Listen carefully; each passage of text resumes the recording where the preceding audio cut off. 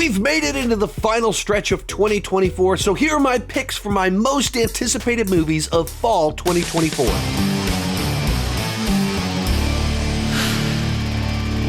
Hi, my name is Sean, and I love to talk about movies and TV way too much. With that in mind, go ahead and join me down below in the comments section. Share your most anticipated films of fall 2024. As we go into this, there are some movies I didn't include in my list because I've already seen them, like Transformers 1. It would have been on my list, but I watched it this past weekend. It's good. You should be anticipating it, but I can't anticipate it because I have already seen it. One more thing before we get started, there is a companion video to this over on my Patreon page with 11 more movies from this fall that I am excited to see. Over on Patreon, I do a couple of weekly live streams. One of them is a Q&A, one of them is a box office show. If you join in the middle tier, you can have your name on my end card, and at the top tier, you can do a one-on-one video chat with me each month. So you're a member at that level. You can learn more details on all that stuff down below. Join at any level, and you gain access to the live streams as well as the companion video with 11 more movies I'm anticipating. Links down below in the description. Let's get started. Coming in at number 10, Venom: The Last Dance. Now, when the first Venom movie came out, I wasn't really the biggest fan of it. And with time, it's sort of just grown on me. And even when the second movie came out, I was like, all right, I get this now. I'm excited for this. Some of it is that, for whatever reason, my wife really enjoys the Venom movies, which I was not expecting that. And not terribly surprising, my son really enjoys the Venom movies. And so this has almost become one of our main comic book movie franchises as a family, that we have fun watching these movies together. But like I said, it's also just kind of grown on me. As soon as I stopped expecting what other comic book movies can deliver and just appreciated it for its unique value proposition, the bizarro bromance between Eddie and Venom, I've had a lot of fun with these movies, and it looks like Last Dance will have more of that. They're cranking up the stakes, all of that fun stuff. We're actually getting a new trailer for it later this week, so I'm excited to get a better taste of what to expect from this film.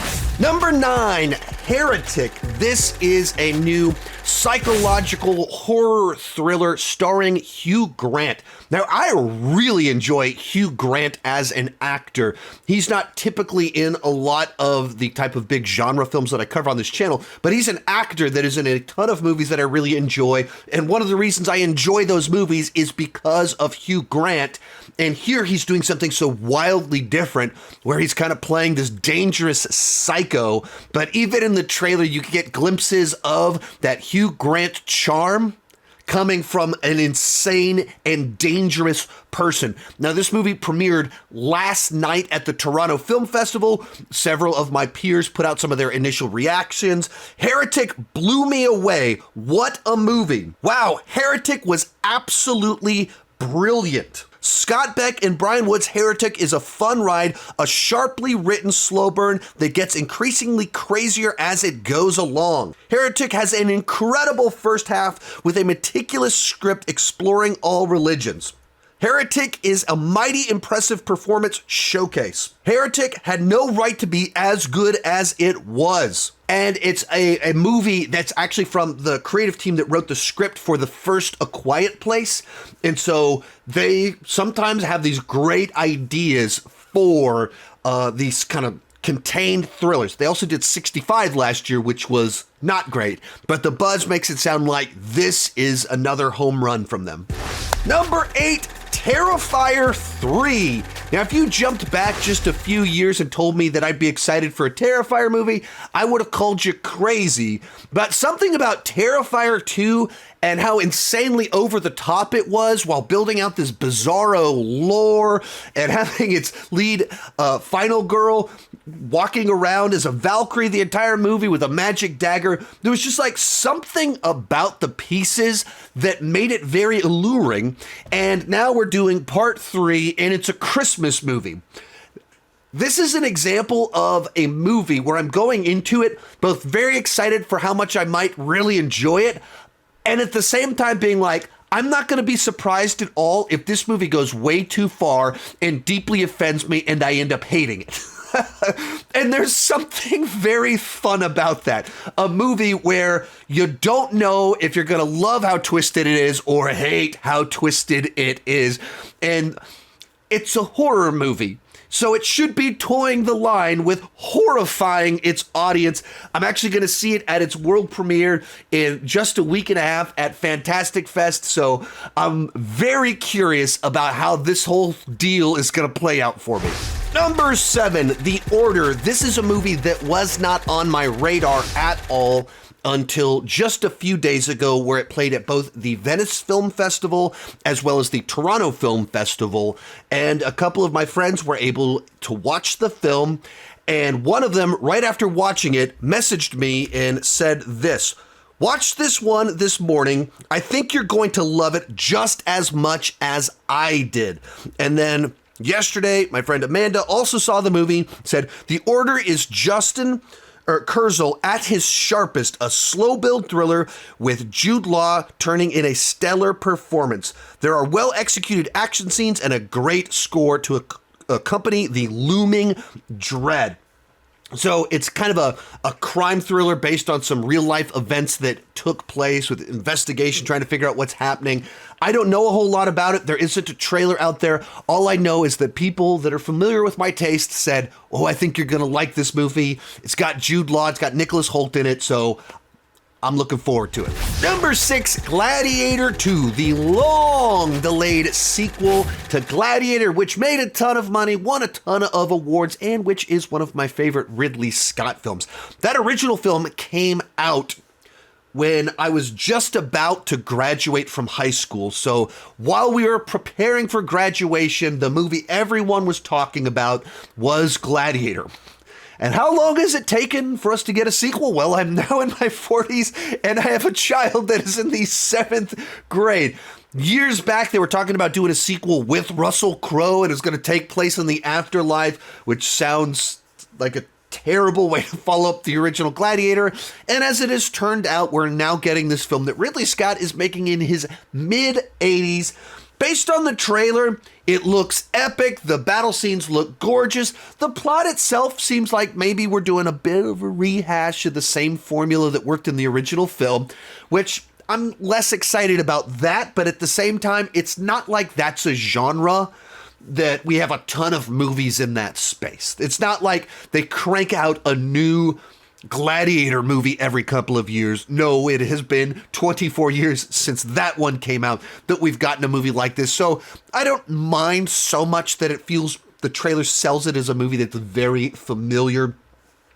And if it's Ridley Scott delivering more of the gorgeous imagery from the first film and the cool action, I don't mind if the plot is a little bit familiar. I'll still have a good time with it. I'm not expecting it to be anywhere near as good as the original, but I don't need every movie to exceed its predecessor to be worthy of existing. If we get some big, epic, awesome action with some revenge, I love some good old revenge, I'm game. Bringing us into the top 5, A Complete Unknown. I don't know how I missed this, but this movie is written and directed by James Mangold. The trailer came out weeks ago, and I just kind of missed paying attention at that. I was busy at that window of time, so it just kind of flew over my head. All the details about this movie was like, I guess they're doing a Bob Dylan movie with Timothy starring in it. Okay, whatever. And then doing my research, I was like, oh, wait, it's a James Mangold movie? I'm a big fan of James Mangold. He's got some misses in there. He's been a part of some projects that very much did not deliver for me.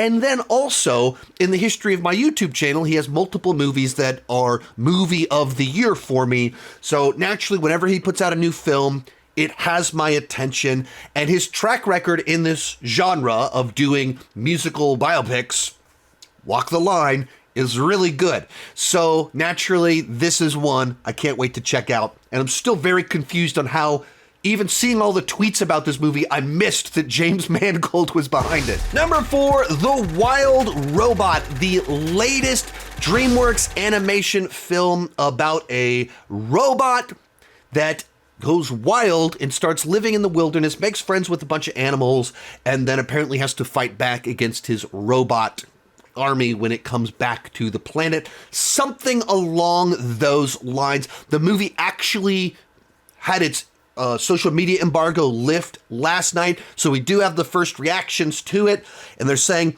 a visual and emotional triumph. Every single frame is vibrant and brimming with life. Big-hearted storytelling, plenty of laughs, phenomenal voice acting, and a beautiful epic score. So DreamWorks, I feel like they've been on a really nice run out as of recently with a lot of really solid animated films. The look to it is interesting. Anytime you're kind of doing sci-fi fight backstories, that's my kind of thing. Doing it as a animated film that I can take my whole family to, even better. Real quick, before I give you my top 3, remember to join me down below in the comment section. Let me know your most anticipated films of fall 2024. Also, remember there is a companion video to this over on Patreon with 11 more movies I'm looking forward to this fall. So if I leave out a movie that you're really excited for and want to know if I'm excited for it, it's very likely in that other video. You can join over there and gain access to that video as well as the 2 weekly live streams, as well as hundreds of previously released live streams and edited videos, exclusive edited videos, for as little as $2 per month, $21 per year, $5 get your name on my end card, and at the top tier, you can have a video chat with me each month. Information is down below in the description. In third place, Superman, the Christopher Reeve story. So I grew up watching the Christopher Reeve Superman movies. I'm old enough that there was a phase of my life where really those were the only comic book blockbusters that we had, and then we had Batman as well. But those were my childhood comic book movies, was Batman and Superman. And I remember when Christopher Reeve had his accident, and it really was one of those things that kind of shook people that Superman has been injured. Of all of the actors to have such a debilitating accident, it was the one who played Superman, the man that's indestructible. And like, that was a thing that shook culture. It really did.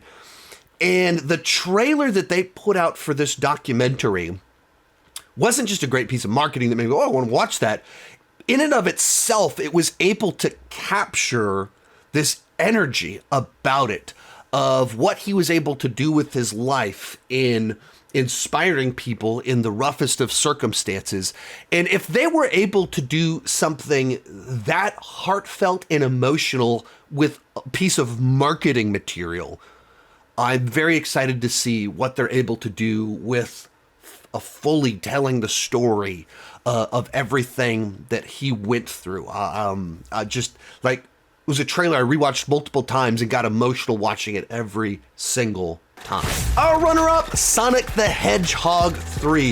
I thoroughly enjoyed the previous 2 Sonic the Hedgehog movies, so naturally very excited to check out the third one. This is another one of those franchises that my family very frequently watches together. Had a lot of fun with these movies. We got the trailer for the new one, what was that, last week, and it looks like a great continuation, that it has all the humor that you want, all the fun characters, but this time it feels like we're ratcheting up the stakes and the consequences, so much so that we have to make unlikely alliances with former villains. So everything feels bigger, more grand, and then bring in a character in like Shadow with Keanu Reeves doing the voice. Seems like a lot of fun. Everything is falling into place with the movie to get me very excited to check it out with my whole family. But coming in at number 1, Joker Folie à Deux. I was a massive fan of the first Joker, and I loved how it was able to take, this comic book property and take it into an entirely different genre. It's not a big spectacle action film. It was this Scorsese-esque tragedy where you're rooting for Arthur, but as he finds his strength and his confidence, you also watch him turn into a monster all along the way. And it was a movie that's controversial, that polarized critics, polarized audiences, opinions were all over the place. And this one premiered last week at the Venice Film Festival, and once again, polarized audiences, and even the way that they were describing it, like some people just like a masterpiece, every frame is gorgeous. Other people saying it's intentionally bad, it's intentionally trolling its audience, it's designed to anger Joker fans. Everything that they're saying there makes me go, I don't know how I'm going to respond to this movie, but I can't wait to figure out what on earth would generate those types of reactions. What do you mean that it's a musical, but it's not a musical? How do you do a musical as a follow-up to Joker 2019? What pieces of this are real? What pieces of it are in his head? How is that tying into everything? I have so many questions that I can't wait to be answered by watching this movie. And so another one, I don't know how I will actually feel about the film. There's a ton of ways that this could go horribly wrong for me, but I cannot wait to check it out. So it comes in as number 1 on my most anticipated films of the fall. If you enjoyed this video, remember there is a companion video over on Patreon with 11 more movies I'm looking forward to. You can learn all the details about that down below in the description. Thank you so much for watching, and keep talking movies and TV too much. Bye-bye.